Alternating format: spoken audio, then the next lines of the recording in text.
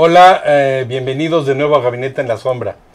Algunas colegas y también algunas y algunos colegas me decían que si no era un tema demasiado áspero, duro, terrible para hoy tocar en el Día de las Madres 10 de mayo. Yo creo que no, creo que este tema es fundamental, precisamente tratarlo el día de hoy en solidaridad con muchas madres que hoy deberían de estar festejando con sus hijas ausentes, para muchas madres que están en la lucha, tanto en los movimientos sociales, en los colectivos, pero también ante los órganos de impartición de justicia, para que se encuentren o se resuelvan los casos de sus hijas. Por supuesto, hombres, hermanos, padres también están involucrados en esto. Me parece también de llamar la atención que cada vez que surge un caso en Nuevo León, en cualquier estado de la República, sobre estos feminicidios, entonces salta la opinión pública, pero también saltan las autoridades. Yo sí soy de los que creen que hacen falta políticas de Estado, no políticas públicas, porque es el recurrente argumento siempre, es que hacen falta políticas públicas, no, políticas de Estado, que se discutan en los debates para las gubernaturas y en las presidenciales. En la próxima espero que las candidatas y candidatos a la presidencia de la República del 2024 traten esto como un asunto de Estado y por supuesto con políticas transversales que involucren a educación, a la salud, a la procuración de justicia, a la seguridad pública, que involucren a los derechos humanos, etc. Pero bueno, para hablar de estos temas hoy hay dos personas, hay dos mujeres que tienen mucho conocimiento desde distintas perspectivas, desde este terrible fenómeno que es el de los feminicidios y que parece que se acrecenta en México. Aquí en el estudio se encuentra conmigo Miriam Heredia Santuche, maestra en el INACYPE y en Harvard y especialista en seguridad y en derechos humanos. Mil gracias por acompañarnos, Miriam. Y se encuentra nosotros, creo que estás en Hidalgo, ¿verdad, Adriana? Sí, en Hidalgo. Se encuentra desde Hidalgo Adriana Patlán, que Adriana dirige un colectivo y es militante en la defensa de los derechos de las mujeres y bueno, yo creo que ellas son agentes más que adecuados para comentarnos lo que pasa.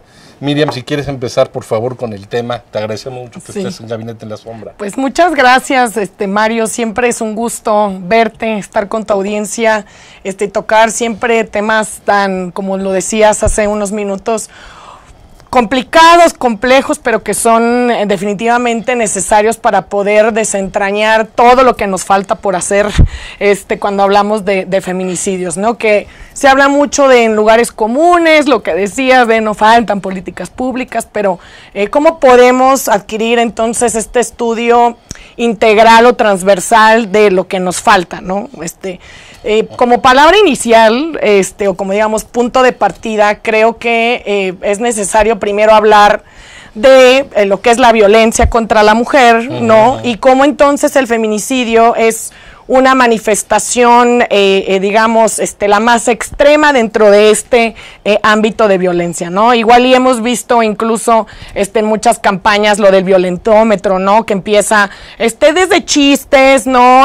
Pequeñas luego humillaciones, groserías, cuestiones estereotipadas y va como increciendo, ¿no? Entonces, ¿Cómo qué cosas estereotipadas, Miriam? Por ejemplo, cuando hablamos de que a una mujer defensora se le gritan ciertas cosas que a los hombres no, eso es algo que tiene que ver por el rol que se le asocia con la sociedad, como por ejemplo, tú te deberías de quedar en la casa, ¿qué haces en esta manifestación? O atiende a tus hijos, exactamente, o prepara la comida o algo así. Exactamente, ¿no? Con estos roles de cuidado, que eso no es algo que le gritan al compañero defensor, ¿no? Entonces son estas diferencias, sí, claro, que tenemos que captar y que tenemos que darnos cuenta, porque por más que haya políticas públicas, digamos, en la última patita que es el feminicidio, o en esta expresión más grave, pues falta todavía el analizar cómo nosotros podemos cambiar desde casa, y no solo por agentes del Estado, sino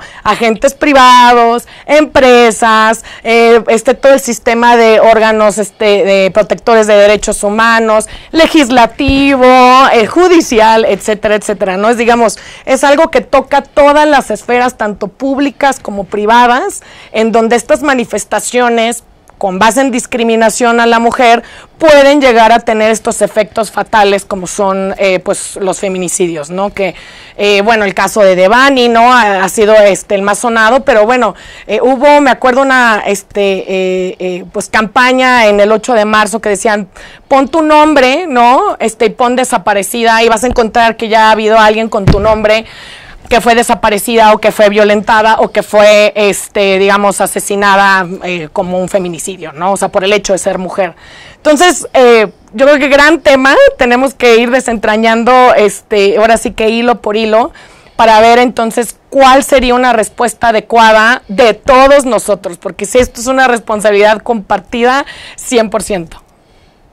Oye, Adriana, pues mira lo que nos dice Miriam, pero si quieres hablarnos también un poco más de ti y de la organización que diriges, por favor. Y bienvenida a Gabinete en la Sombra, Adriana. Muchísimas gracias por la invitación y por estar aquí con ustedes el día de hoy. Bueno, mi organización es una organización que tiene más de 25 años, una organización feminista, así nos asumimos desde entonces, que se llama, bueno, Equidad de Género, Ciudadanía, Trabajo y Familia. De ahí deviene una red de mujeres líderes en 10 estados del país que me toca coordinar y dirigir, que es la Red por los Derechos Sexuales y Reproductivos en México, y que bueno, pues parte de las cosas que hacemos es el tema de la prevención y atención a las violencias. En este momento tenemos inclusive un proyecto que nos ganamos a nivel mundial con fondos internacionales de ONU Mujeres para hacer intervención en 12 municipios del país, en 4 estados: Hidalgo, Tlaxcala, Puebla y el Estado de México. Y precisamente uno de los componentes es el tema de la prevención. O sea, ya lo explicó muy bien, por supuesto, la abogada que está presente en el estudio, donde se habla justamente que el último escalón de la violencia contra las mujeres es el feminicidio. Y nosotras somos unas fervientes creyentes de que esto puede disminuir y algún día erradicarse si trabajamos la prevención desde la niñez, desde las infancias. Pero también coincido plenamente, el tema del feminicidio debe de verse de una manera integral. No es solamente un asunto de procuración de justicia, un componente sí lo es, pero otra parte también es todo el constructo social que hay hacia las mujeres, y empieza desde las niñas, ¿no? Desde el tema del abuso sexual, que los niños y los adolescentes piensan que el cuerpo de las mujeres les pertenece y comienzan con tomar fotografías, pedirles que les pasen fotos de ellas desnudas. Es decir, no decimos, como en otras ocasiones, y la familia es otro componente, las familias, porque también tenemos que empezar a hacer familias democráticas. Y coincido que es un asunto de Estado, pero no solo del Estado. Forma parte de lo que tenemos que erradicar en la comunidad, en las familias y en muchos niveles. Fíjense, Miriam y Adriana, que algunos procuradores de justicia de México me comentaban, y no sin razón, que cuando se enfrentan estos temas y hablan, por ejemplo, con los alcaldes, y le dicen, ¿cuál es el principal problema que tienes? Ven los índices de feminicidio y dicen el robo de coches, por ejemplo. Y no se dan cuenta de la trascendencia que hay en esto. Miriam, ¿tú cómo ves que se debe tratar también desde un punto de vista del poder político, de la real política? Tú que has estudiado también estos temas de gobierno, ¿no? Sí. A ver, dime. Pues mira, yo lo dividiría esa respuesta en dos. La primera, en un tema de narrativa. La narrativa es importantísima. Entonces, si esta administración o la pasada, o sea, no tiene que ver aquí con colores ni candidatos específicos, pero se asumen como una administración feminista, pero después les llaman a las mujeres que llaman al 911 mentirosas o falsas llamadas, pues eso te habla una narrativa de qué tan en realidad feminista está, digamos, asumida esta perspectiva desde la palestra, como puede ser una mañanera con este presidente, ¿no? Entonces el descalificar a las víctimas, como también pasó, y aquí, bueno, si ya me estoy metiendo con alguien específico, pero con Félix Salgado Macedonio, ¿no? Con todas estas mujeres que alzan la voz y que hablan entonces de los abusos sexuales, etcétera, y violación que cometió esta persona, hay una respuesta de ya chole con lo de Félix Salgado. Entonces, primero el tema de narrativa es sumamente importante, o sea, no por el hecho de que se diga en el discurso público que tenemos esta perspectiva de género y que tenemos un gabinete en donde el 50% son mujeres y el 50% son hombres, se agota ahí, ¿no? Eso como primer punto. Entonces la narrativa es muy importante y poner en el centro a las víctimas de las que, o sea, como las mujeres que padecen este tipo de violencias, es sumamente importante. Segundo, tiene que ver justamente con esta política de procuración de justicia. A ver, si nosotros analizamos los planes de persecución penal, ¿no? O la política criminal en donde veamos, por ejemplo, el plan, ¿cómo se llama? Básico o de inicio, que tuvo la Fiscalía General de la República, en donde en los ejes delictivos principales son corrupción en todas sus formas, ¿no? Después está robo de hidrocarburos en todas sus formas, y después cuando vienen, como en el quinto eje delictivo, derechos humanos, viene trata de personas, delitos cometidos contra migrantes, tortura y desaparición forzada, y no vemos ahí tampoco nada de violencia de género, pues algo no está en realidad prioritariamente en los planes de persecución penal, tanto a nivel general, o sea, Fiscalía General, como las Fiscalías Generales de los estados, ¿no? Entonces, aunque digan, sí nos importe el llegar hasta las últimas consecuencias, ¿no? Y sancionar. Es un argumento retórico siempre, ¿no? Exacto. Veamos los planes de persecución penal. Y no solamente ahí. Veamos cuántos de estos planes son construidos de manera inclusiva. O sea, es decir, cuántas personas han participado para, entonces, delimitar cuáles deben de ser las prioridades en la comunidad, en ciertos municipios, en ciertos estados, ¿no? Y de ahí también cuánto presupuesto es determinado para las fiscalías especializadas ahora en violencia de género y feminicidios. ¿Cuánta capacitación tienen entonces estos ministerios públicos? ¿Cuánta capacitación tienen los agentes de seguridad, tanto policías municipales como ahora la Guardia Nacional? Entonces, ahí es donde podemos vernos, o sea, yo creo que por lo menos de primer momento, qué tan prioritario es, no solamente en términos de narrativa, sino en términos de implementación como política de Estado y política pública y de procuración de justicia. Oye, Adriana, fíjate aquí lo que nos comenta Miriam, me llama la atención algo que es recurrente, que es obviamente, no solamente tienen falta de recursos las procuradurías estatales, porque hay que decirlo, el delito de feminicidio es un delito del orden común, el cual debe atenderse a través de las procuradurías o de las fiscalías de los estados. Pero hemos visto que no solamente en el tema de los feminicidios, para cualquier tipo de delitos, los ministerios públicos tienen a veces una carga de trabajo de 10,000 carpetas al año. Imagínate en el tema de los feminicidios, donde no hay luego especialización necesaria, no están los instrumentos ni la infraestructura. Cualquier plan tendría que pasar por la inversión pública. ¿Cómo ves, Adriana? Definitivamente creo que es muy importante el tema del presupuesto, pero no es lo único. Me parece que también lo otro es la voluntad política. Claro. Porque pueden contar con suficiente presupuesto, pero si no hay esta posibilidad, y lo vemos en muchas fiscalías, yo te puedo decir que hemos estado en muchos estados y no solamente tiene que ver con eso.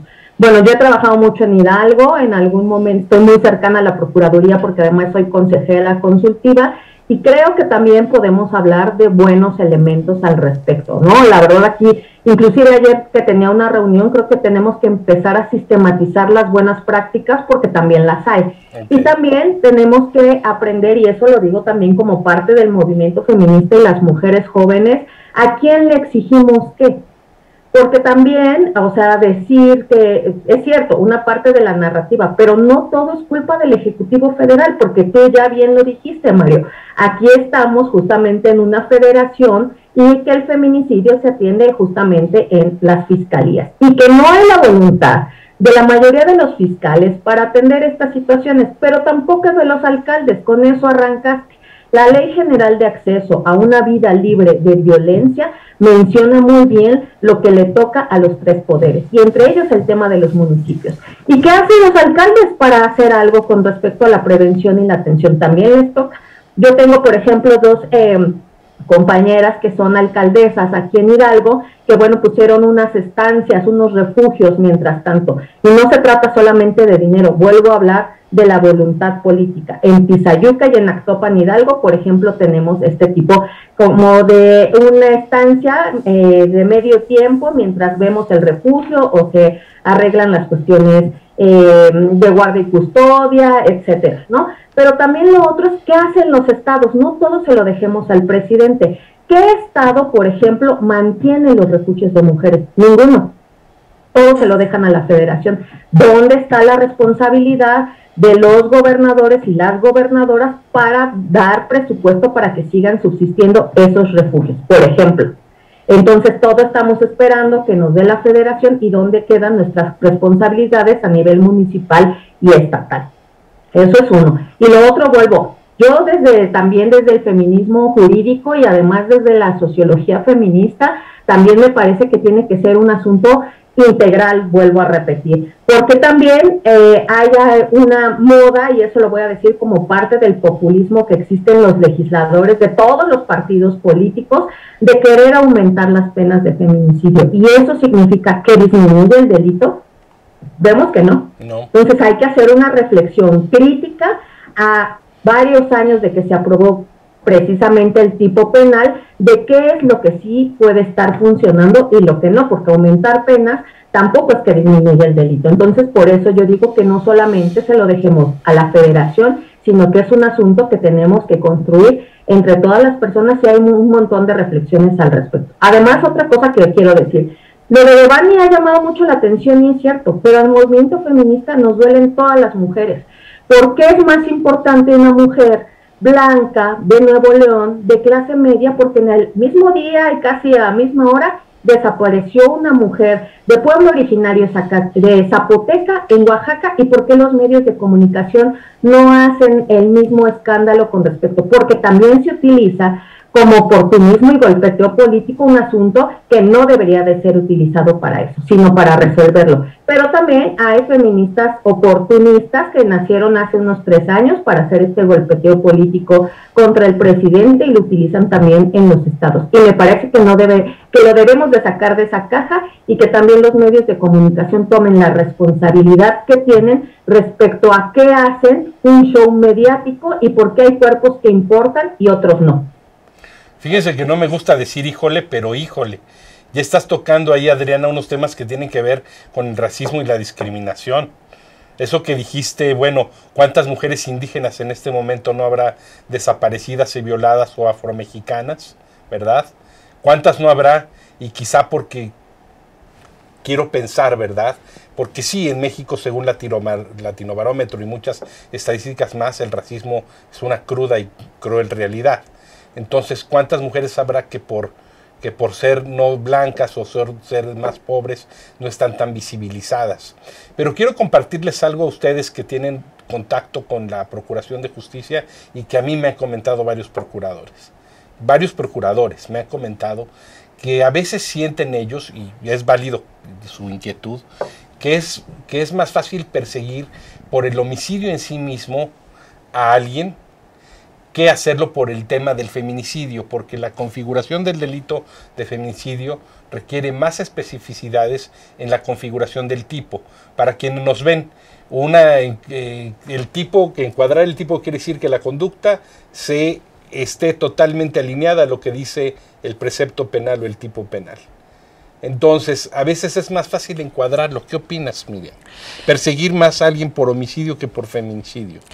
Pues mira, primero una diferencia que vale la pena subrayar es que el Código Penal Federal, ¿no? En el 325 señala un tipo penal específico, ¿no? Pero como mencionabas tú al inicio, ¿no? Es perseguido por el orden común, es decir, no el fuero federal. Entonces tenemos 32 tipos, digamos, penales distintos. Entonces también un trabajo de homologación habría que hacer primero ese diagnóstico previo, sería, ¿no? Una propuesta de Estado, una política de Estado. Exactamente, ¿no? De por lo menos pisos mínimos, como se han hecho en muchas leyes generales, ¿no? De un piso mínimo de tortura, de desaparición, etcétera. Y yo coincido con esta reflexión por parte de los agentes de Procuración de Justicia, porque justamente pues las conductas típicas antijurídicas, ¿no? Y culpables, sí, tienen diferentes elementos, ¿no? O están constituidas por diferentes elementos. Cuando uno tiene que demostrar, o sea, digamos, en cuestión probatoria, un elemento subjetivo, o sea, como con la intención de, ¿no? Es mucho más difícil probar eso que cuando no existe, digamos, como ese plus en un homicidio normal, en donde pues tienes, ¿no? Un cuerpo, etcétera, etcétera, ¿no? Igual, ¿no? En el precepto penal, ¿no? Que dice, se considerará como razones de género, por ejemplo, dice, amenazas previas, ¿no? Entonces ahí tienes que también recabar mayor caudal probatorio, ¿no? ¿Qué relación tenía con la víctima? Necesitas más testimonios, o sea, sí necesitas mayores elementos y por ende capacidad presupuestaria, capacidad para procesar evidencia, ¿no? Capacidad en el lugar de intervención, capacidad para el trato con las víctimas, ¿no? Indirectas, para etcétera. No recriminalizarlas, para no revictimizarlos o hacer esta victimización secundaria. Lo cual, pues, en un diagnóstico, pues sería interesante ver con qué elementos y herramientas cuenta cada una de las fiscalías, ¿no? Entonces, yo sí coincido que tiene un mayor rigor probatorio cuando pues le vas, digamos, adicionando de estos elementos que es por razón de género y una serie de 7 modalidades diferentes en las cuales pudiera encajar el tipo penal de feminicidio, ¿no? Igual que se ha encontrado con ciertas mutilaciones, ¿no?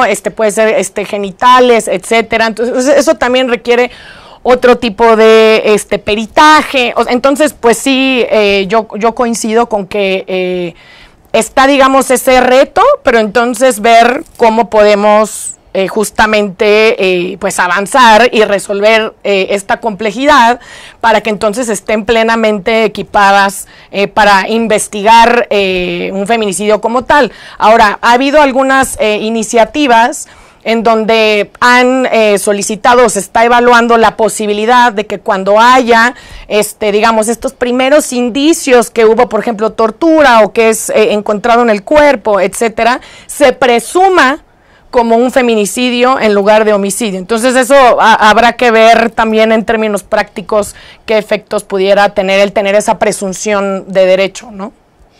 Oye, Adriana, ¿qué opinas de esto que nos comenta Miriam? Pero además quiero yo agregarles un tema muy importante.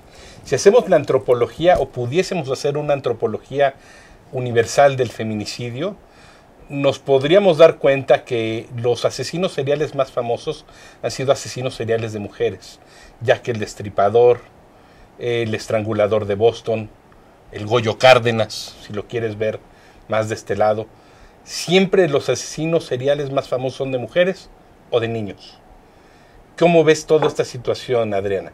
Híjole, la verdad es que creo que difiero de lo que dice Miriam, porque precisamente parte de lo que hemos hecho muchísimo y hemos impulsado desde el feminismo es precisamente que haya, vuelvo a repetir, a mí me parece que no todo cae en el asunto presupuestal, sino también tiene que ver con toda la voluntad política. Inclusive la Procuraduría General de Justicia tiene ya un protocolo de investigación ministerial, policial y pericial con perspectiva de género para el delito de feminicidio.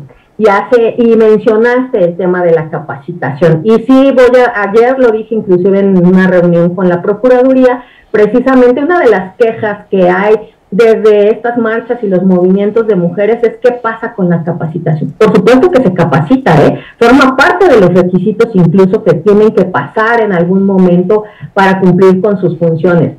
¿Qué es lo que pasa? ¿Quién los capacita?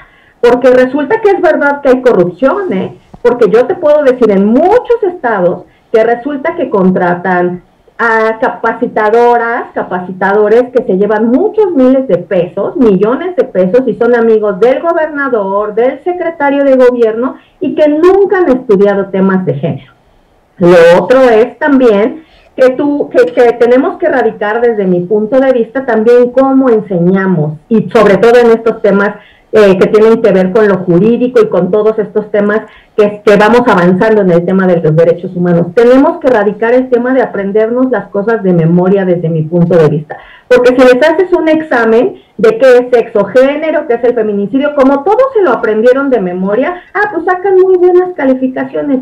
El punto es, a la hora que tienen un caso, no aplican la perspectiva de género y todo esto que se aprendieron de memoria. Entonces, en realidad, aunque hayan estado capacitados, pues adolecemos también de un sistema educativo, de cómo nos enseñaron y de cómo pasamos, y de un sistema corrupto alrededor de eso.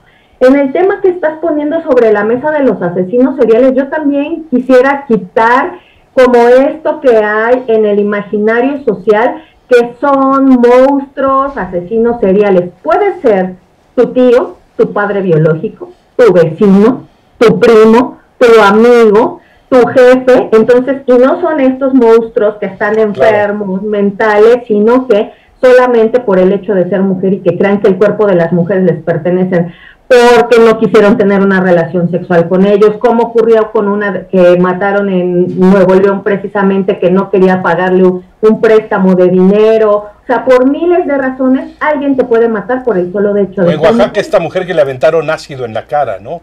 O sea, no necesitamos construir justamente lo que ponen los medios de comunicación, que son personas que están con nosotros, que conviven y que están en el círculo más cercano y que cometen estos delitos. Entonces creo que también forma parte de las cosas que tenemos que empezar a deconstruir. Bueno, regresando del corte, vamos a seguir hablando de esto, vamos a analizar la caricatura de Fernando Morales al respecto y vamos a problematizar un poco lo que nos dijo Adriana de los asesinos seriales, no todos son monstruos. Muy bien, nos vemos en un momento, no se vayan.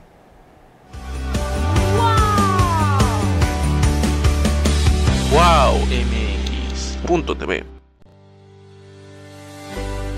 WowMX.tv.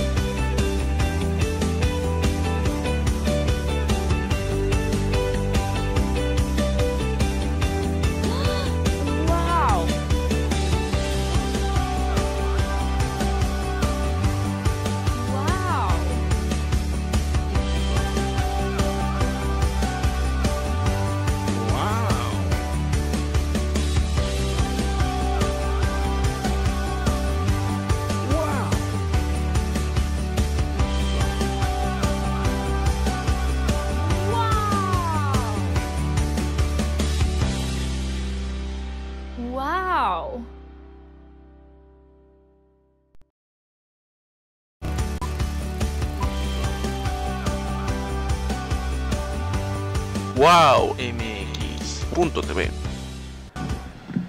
Hola de nuevo, definitivamente hay que hacer cápsulas de los intermedios, porque aquí, bueno, son muy ilustrativas, pero las vamos ahorita a materializar aquí ya en tiempo normal. Quisiera que volviéramos al tema y un poco Miriam comenta esto que nos decía Adriana, de que efectivamente no son esos monstruos que ha dibujado el cine o las novelas o las narrativas, ¿no? Jack el Destripador, un tipo vestido de negro en el barrio de Whitechapel en Londres, o el Goyo Cárdenas, o el Estrangulador de Boston, que es una realidad, que no lo capturaron hasta que le salió mal y una mujer se quejó y dio el grito y la policía estaba alerta, pero habían pasado N número de homicidios, ya de feminicidios. Pero también quiero decirles algo respecto al Estrangulador de Boston. Su esposa dijo: es un padre amoroso, nunca me maltrató, con las 2 niñas, tenían 2 hijas, siempre fue un padre amoroso, nunca me golpeó ni me levantó la voz. Es decir, era un tipo de familia perfectamente normal. ¿Qué opinas de ese tipo de circunstancias que nos dice? Sí, pues más bien aquí yo creo que es necesario resaltar, ¿no? Las mismas, digamos, las mismas cifras, ¿no?, que recupera o que recopila el Secretariado Ejecutivo, ¿no?, donde vemos la incidencia delictiva por mes, por año y en comparativas y por cada 100,000 mujeres, etcétera. Ahí nos marca, digamos, muy ciertamente que, por ejemplo, estas llamadas del 911, cuando tienen que ver con un tipo de violencia, es la familiar. O sea, es una de las causas principales por las cuales... La violencia intrafamiliar. Exacto. ¿No? Habrá que ver cómo está tipificada la violencia familiar en cada entidad federativa, ¿no? Porque difiere a veces de violencia de cónyuge o de pareja o familiar, etcétera. Pero sí, yo creo que esto abona a que, y además en cifras no recopiladas por misma ONU, mujeres, etcétera, nos muestran que pues todas este tipo de violencias, ¿no?, las sufrimos desde el ámbito privado, ¿no? Incluso haciendo la referencia en que de cada, me parece, 2 o 3 mujeres, una ha padecido violencia en la casa, ¿no?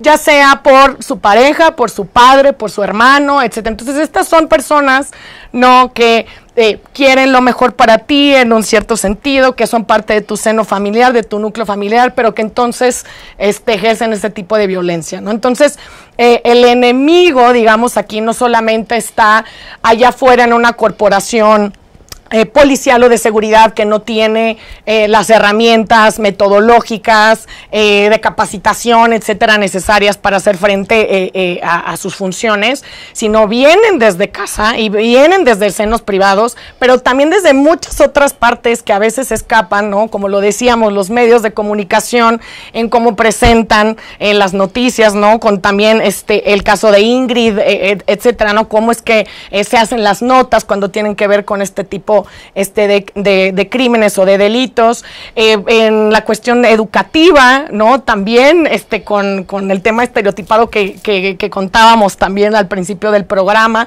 en los servicios de salud también. Entonces, yo creo que lo que tenemos que ver, que ya un poco adelantaba mi colega, es que este es un tipo de violencia y discriminación que se vive en muchos senos. O sea, no es esta cuestión extraña de un psicópata que de repente llegó y quiso exterminar, como en Columbine, a los estudiantes, ¿no? O sea, es algo que vivimos día a día. Eso es lo que yo diría en relación al tema de cómo ver a un potencial feminicida, ¿no? Pues a todas estas estructuras que fomentan con falta de impunidad, entre otras cosas, o de sanción y por ende de erradicación, pues que se cometan y que entonces se repitan en todos los senos de la vida de las mujeres. Oye, Adriana, fíjate que en los años 80 hubo en la zona de Los Ángeles un feminicida y atacaba a mujeres en determinadas circunstancias. Entonces hacían recomendaciones en los noticieros donde decían: si tú tienes un promedio de edad entre y esta y sales de tal a tal hora sola, es decir, cada vez que agregaban un elemento te acercaban a las probabilidades de que si hacías eso fueras sujeta o fueras una víctima de ese asesino serial. tú dime algo, ¿es difícil en esta época donde es válida y tanta libertad, la mujer opina, la mujer sale, dispone de su tiempo, es decir, en un sistema igualitario así debe de ser, pero tú crees que sería excesivo decir, cuídate, no salgas de tal a tal hora, cuídate si vas sola? Evidentemente si te dejan sola en una carretera, pues no muy concurrida, se van a incrementar las posibilidades de que pase algo. ¿Tú cómo ves eso? ¿Es apropiado o es inapropiado, Adriana? Desde mi punto de vista es justamente querer sembrar el terror en las mujeres y querer regresarnos al ámbito privado. Sí, cuando pasó, por ejemplo, recientemente lo de Devani, estaban circulando vía WhatsApp pues muchos audios, que hay que cuidarse, y nosotras hemos construido, digo nosotras las mujeres y no solamente el movimiento feminista, las mujeres en general, redes de cuidado, ¿no? De enviarle a alguien nuestra ubicación, de saber, decirle a alguien a qué hora salimos y más o menos a qué hora regresamos, pues si nos tienen que buscar. Sin embargo, yo pienso que esto es una narrativa que no abona precisamente a la libertad de las mujeres.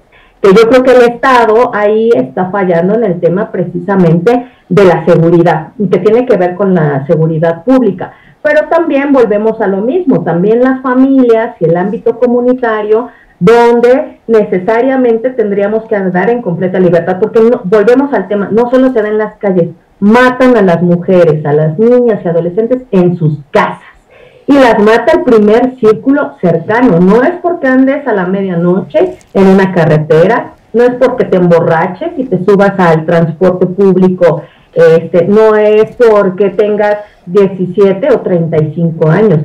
Todos los días pasa, incluso en el lugar donde tienes que estar más segura, que es tu casa. O hemos visto casos, un caso muy sonado, y recientemente han salido otros, que sucede en las escuelas. O sea, el caso justamente de la hija de Yesenia Zamudio es un caso que demuestra justamente la impunidad del sistema judicial, pero también como hemos fallado en otros lados, y eso tiene que ver con el ámbito escolar, donde cualquier persona, compañero, resulta que pueden matar a alguien, a una joven que estaba en una fiesta y que la aventaron por una ventana y no pasa absolutamente nada. Y eso pasa, estamos viendo a las jóvenes manifestarse en cada universidad, preparatoria, secundaria, haciendo tendederos precisamente de acosadores y agresores sexuales. Bueno, no vayamos muy lejos. En la UNAM inclusive tuvieron que poner botones porque cualquiera se podía meter, y cualquiera, digo, un estudiante, un profesor, no estos asesinos seriales, a cometer un acto de agresión sexual o de otras cosas. Y también ocurrió en Ciudad Universitaria, de un caso donde una joven fue asesinada ahí en Ciudad Universitaria con un cable telefónico por su pareja, por su novio en ese momento. Entonces, bueno, pues eso precisamente es las narrativas que dejemos de hablar. Necesitamos construir calles y ciudades seguras y espacios donde las mujeres podamos vivir libres de violencia. Sí, parte de una política de Estado sería diseñar un nuevo tipo de comunicación política y social este tema. Quiero pedirle a la producción que por favor ponga la caricatura de Fernando Morales, por ahí, que me parece muy elocuente para el caso mexicano. Bueno, pues ahí pues la típica agresión, yo creo que ahí Fernando le puso un sombrero mexicanizando la agresión, porque estamos hablando del feminicidio en México, pero creo que sería válido para cualquier parte del mundo. Miriam y luego Adriana, desde hace mucho tiempo yo creo que se dieron también políticas, estoy hablando de hace más de 20 años, se dieron en un sentido correcto algunas políticas, es así, públicas y específicas. Por ejemplo, en el metro de la Ciudad de México, separar a los hombres y las mujeres. Desde hace 20 o 25 años se separan a los hombres y las mujeres en el metro de la Ciudad de México. ¿Qué opinas tú de eso? ¿Sí hay algo de historia de que se han dado pasos en un sentido correcto, de que se percibía desde hace tiempo este tema, o cómo ves? Sí, evidentemente yo creo que ha habido pasos, o sea, falta mucho por recorrer. Evidentemente es un tema sistémico, o sea, que lo tenemos que ver como un sistema y como un engranaje en donde se tienen que, digamos, apretar las tuercas en diferentes puntos de la maquinaria, ¿no? Yo creo que hemos cobrado mucho más conciencia. Yo creo que también desde las universidades, ¿no? O sea, mis alumnas, ¿no? Las alumnas ya están mucho más conscientes de que existe esta problemática. A ver, incluso a nivel internacional, ¿no? El acotar la palabra feminicidio, ¿no? Y cómo empieza en los 70s, ¿no? Con Diana Russell, y después, cómo es traducido por Marcela Lagarde, y después, entonces, cómo se empieza a impregnar también en la jurisprudencia y en la doctrina. O sea, por ejemplo, me acuerdo que en la primera investigación sistemática que tuvo el Comité CEDAW para México, que tenía que ver con las muertas de Juárez, ¿no? En ese momento todavía no se hablaba de feminicidios como tal, ¿no? Sino estas desapariciones y estos asesinatos de mujeres, ¿no? Empieza a cambiar y empieza a evolucionar con Campo Algodonero, en donde entra precisamente lo que comentamos hace algunos minutos sobre la teoría del riesgo. O sea, si tú como Estado ya tienes múltiples informes, ¿no? De sociedad civil, de organismos internacionales, en donde te están diciendo que a las mujeres están padeciendo estos riesgos, no solamente en las maquilas o saliendo de las maquilas en Ciudad Juárez, sino como el caso de muchas otras mujeres que han sido asesinadas por el hecho de ser mujer.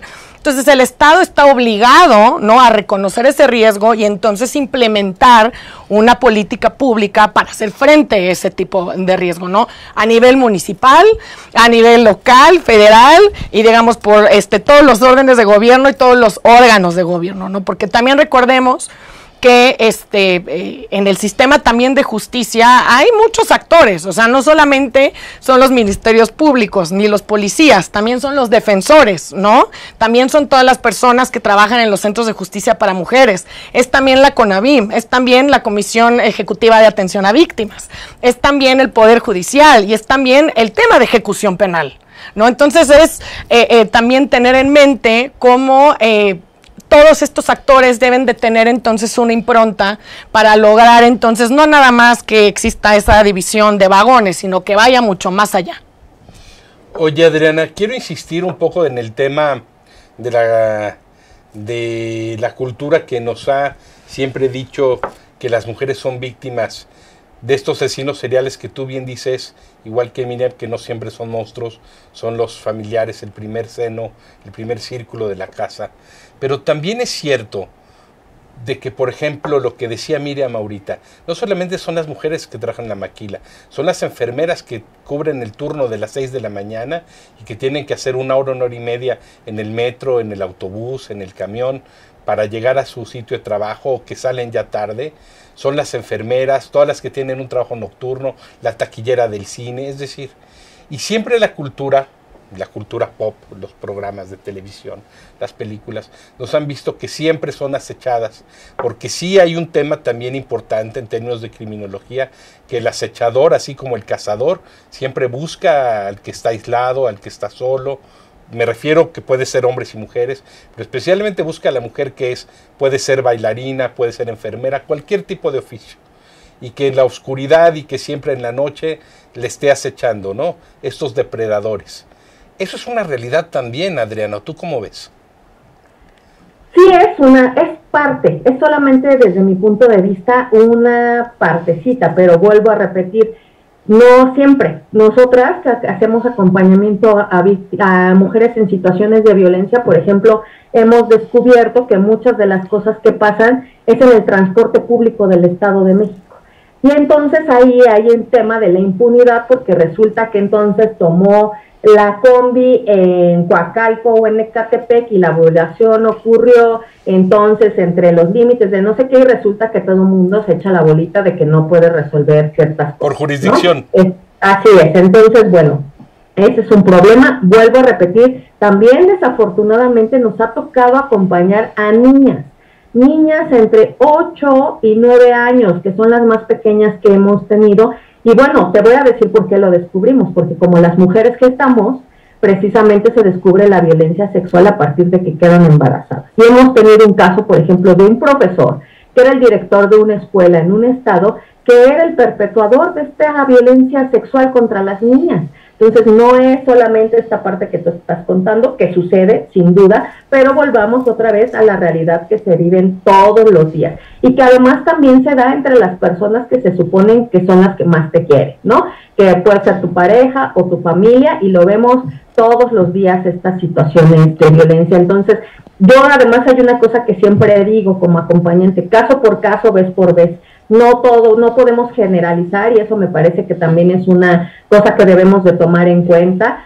Cada caso es distinto, porque no es lo mismo atender a una niña que viene de Tenango de Doria, que no es hablante de español y que ha vivido una situación de violencia, o a alguien que es una mujer, por ejemplo, que vive en la Ciudad de México y que pasó alguna situación ahora, como te estoy contando, del transporte público. Entonces eso me parece muy bien. También hay que dejar de partir de las generalidades. Yo creo que también es una de las cosas que nos hace falta mirar de otra manera, y vuelvo al tema otra vez de la integralidad. Yo creo que también aquí la abogada Miriam lo dijo muy bien: hay muchas partes en este rompecabezas, justamente, que no es solamente una sola cosa, sino son muchas partes a nivel federal, estatal y municipal que no están haciendo la tarea que les corresponde, pero también nosotros como comunidad. Y vuelvo a un tema muy importante también, que estamos hablando del tema de los cuidados. ¿Qué está pasando con las niñas y adolescentes? En este sistema capitalista